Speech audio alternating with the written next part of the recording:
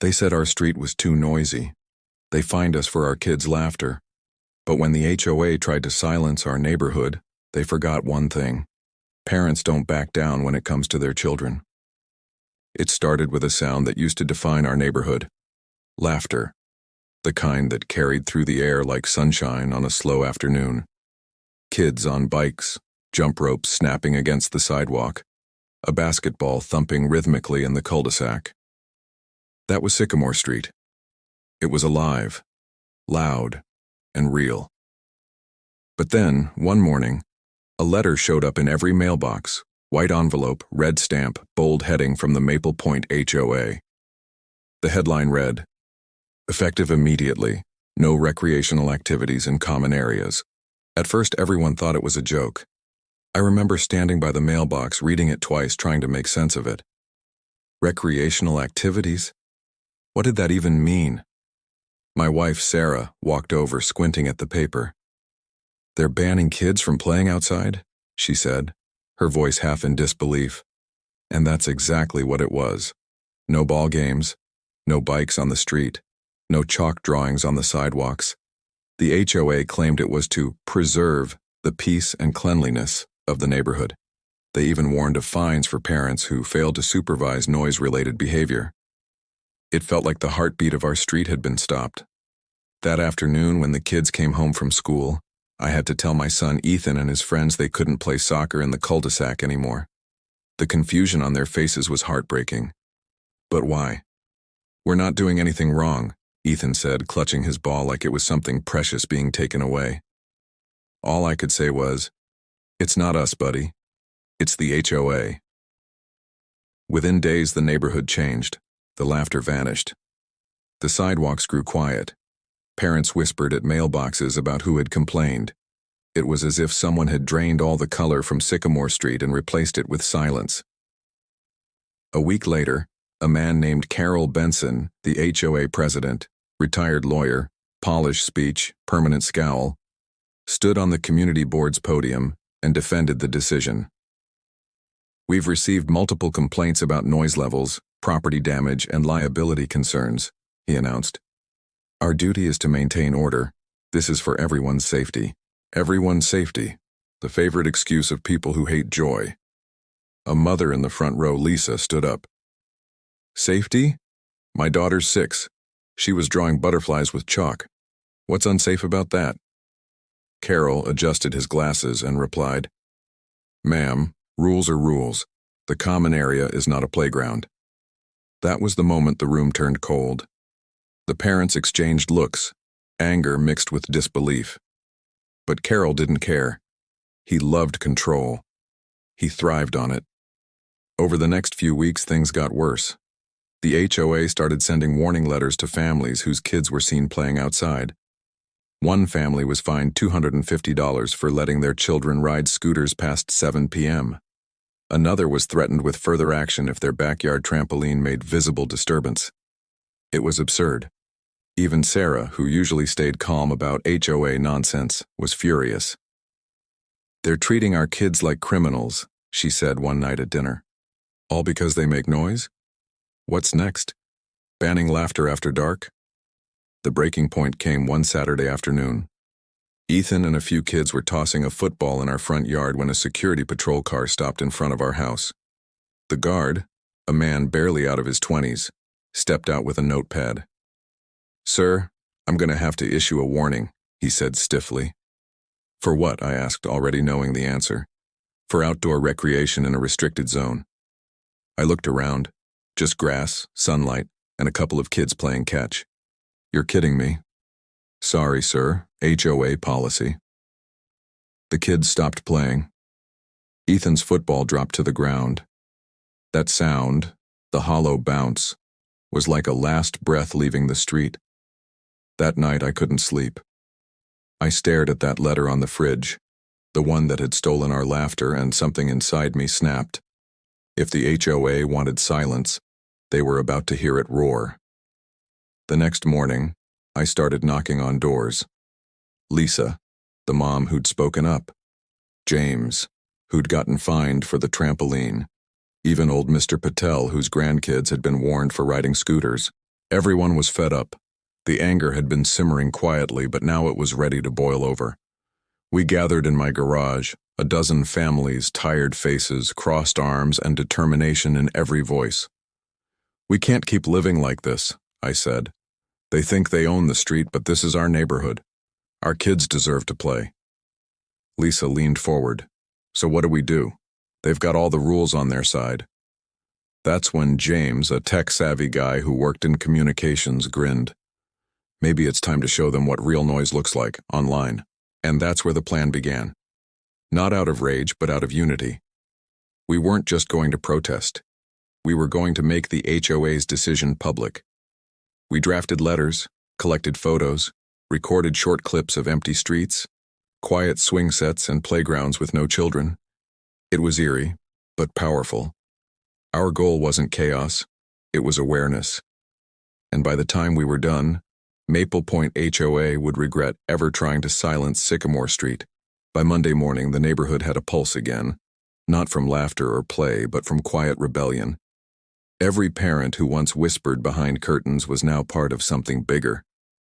The HOA wanted silence, but what they didn't realize was that silence can be the start of a storm.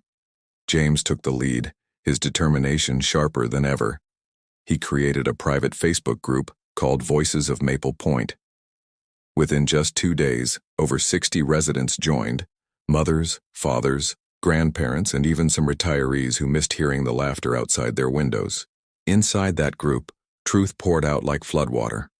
Parents uploaded photos of empty swings, kids' bikes collecting dust, and videos of officers from the HOA patrolling like guards.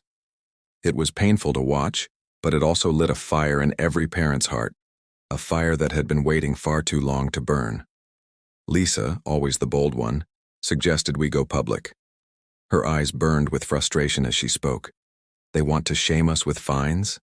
Let's show the world what they're doing to our kids." Everyone in the garage nodded.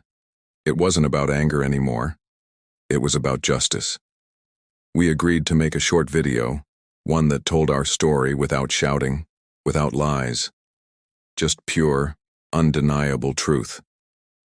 For the next few nights, my garage turned into a makeshift studio. Parents filmed their yards, the deserted sidewalks, and basketball hoops that hadn't heard a single bounce in weeks.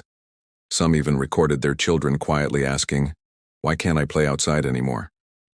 Those tiny voices hit harder than any speech ever could. James, a tech guy at heart, took all the footage and edited it into a 3-minute masterpiece. He titled it, "The Street That Went Silent." It began with the HOA's letter and ended with a haunting message in white letters over a black screen. "They banned our children's laughter, but they can't ban our love for them." When we uploaded it that Friday night, we had no idea what was coming. Within hours, comments started pouring in. People shared it faster than we could refresh our phones. By the next morning, it had reached 50,000 views, and the story of Maple Point had gone viral. Strangers were outraged. "How could anyone ban kids from playing?" one comment read. "You should take this to the news," another said. By Sunday, reporters started calling. Our once quiet neighborhood had become the face of HOA overreach. The same group that tried to silence us had accidentally given us the biggest microphone of all, the internet. The next HOA meeting was nothing like before. The usual half-empty room was packed shoulder to shoulder with parents, journalists, and even a few curious residents from nearby communities. For the first time, we were no longer alone. Carol, the HOA president, walked in trying to look composed, but his confident smile faltered when he saw the cameras. He cleared his throat, holding his usual binder of rules. "We're here to maintain order," he began.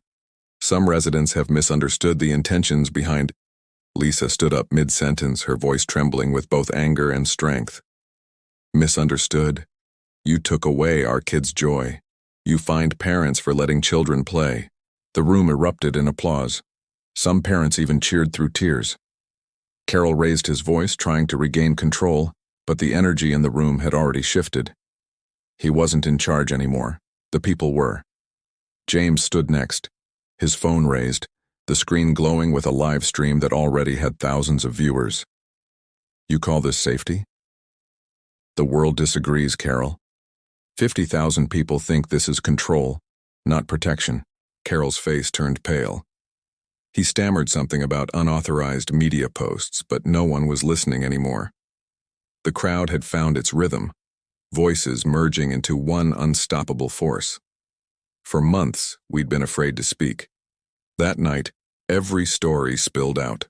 Tales of unfair fines, of HOA patrols harassing families, of letters that felt more like threats than notices. We had all suffered quietly, and now the quiet was finally over. When Carol realized he couldn't silence the crowd, he did what cowards do. He ran. He slammed the door on his way out, muttering about legal action and false accusations. But no lawyer could fix what was already broken: the trust between the HOA and its community. Later that night, the local news aired the story. The headline flashed across the screen: HOA bans kids from playing, parents fight back. It showed everything: the empty sidewalks, the viral video, the protest brewing online. The anchor ended with a chilling line that made every viewer pause. Sometimes the quietest streets hold the loudest stories. By morning, Maple Point wasn't just a neighborhood, it was a movement. Emails flooded the HOA's inbox. News channels wanted follow-ups. Parenting pages online shared our story with hashtags like Let Kids Play and Ho Karma. The HOA tried to stay silent, but their silence only fueled the outrage. The internet doesn't forget, and neither do parents fighting for their children's right to be free. Lisa came up with one last plan: a peaceful protest. "We won't yell," she said. "We'll show them what joy looks like." That Saturday, families gathered in front of the HOA clubhouse, holding signs painted in bright colors. Kids held banners twice their size, giggling for the first time in weeks. Parents stood behind them, united like never before. Reporters surrounded us, cameras rolling, capturing the heart of a community that refused to bow down. The protest wasn't loud. It didn't need to be. The smiles said it all. Carol didn't show up, but a few board members peeked from the clubhouse windows, whispering nervously. They weren't looking at chaos. They were looking at strength. That night, the evening news aired the headline that sealed their fate: Parents unite against HOA's playground ban. The footage showed our kids laughing, running, holding signs, and reclaiming their street. And for the first time, in a long time, Maple Point didn't look silent anymore. It looked alive. And though none of us said it out loud, we all knew one thing: the HOA had awakened something that couldn't be controlled anymore. Once parents unite, no rulebook can stop them. The morning after the protest, the air in Maple Point felt different, lighter, freer, almost like the tension that had gripped our streets for months had finally begun to crack. For the first time in a long while, parents waved to each other without the fear of being watched. The same sidewalks that had once been empty now felt like a battlefield we had finally won back. Piece by piece, our video had gone from a local headline to a national discussion. News anchors debated it live on morning shows, asking, "Can an HOA really ban children from playing outside?" Thousands of people online took our side, calling the HOA's actions un-American, soulless, and a disgrace to community living. The story had taken a life of its own, and Maple Point had become a symbol, a warning to every overreaching HOA out there. Behind the scenes, though, things were far from over. Carol and the board had gone completely silent. Their website was shut down, their phone line went straight to voicemail, and the usual monthly meeting was quietly postponed. But silence wasn't going to save them anymore. The world was watching, and the pressure was building like a ticking clock. Lisa and James spent hours digging deeper into the HOA's rulebook, and what they found left everyone stunned. The section banning outdoor play wasn't just unfair, it was illegally added without the required homeowner vote. It had been slipped in during a board-only session 2 years ago. That meant everything they'd done, every fine, every warning, every act of intimidation, was completely void. The discovery hit our group chat like lightning. Parents who had once been scared to speak were now burning with righteous anger. "They broke their own rules," James said, holding up the documents. "And now we're going to hold them accountable." Within a week, we filed a formal complaint to the State Housing Authority, and attached every screenshot, every email, every letter we had received. Lisa even attached a copy of the viral video, calling it Exhibit A. There was no denying what they had done. We had the proof, and the entire internet as witness. Meanwhile, the HOA's silence cracked again. This time, through a short, cold email sent to all residents. Due to recent misunderstandings and media attention, the HOA will be reviewing the current rules regarding outdoor activity. It wasn't an apology. It was damage control. But we knew that was just the beginning. The moment that email went out, half the neighborhood replied, some demanding accountability, others calling for Carol's resignation. The pressure had reached a boiling point, and the board was starting to crumble. A week later, the HOA finally called for a special emergency meeting. Nobody trusted it, but everyone showed up. This time, the cameras were ready, and every parent came armed with evidence, determination, and a voice they refused to lose again. The room buzzed with anticipation as Carol walked in, flanked by two board members who looked like they'd rather be anywhere else. He tried to start the meeting in his usual commanding tone, but his voice trembled. We've heard your concerns, he said, scanning the crowd nervously. We understand emotions are high, but Lisa stood up, her voice steady and sharp. No, Carol. What you understand is fear. Fear of being exposed. You broke your own bylaws, you fined families illegally, and you turned our community into a prison. Applause erupted. Cameras clicked. Carol's attempt to control the room vanished completely. The other board members stared at their papers, pretending not to notice the storm unraveling around them. For the first time, the powerful looked powerless.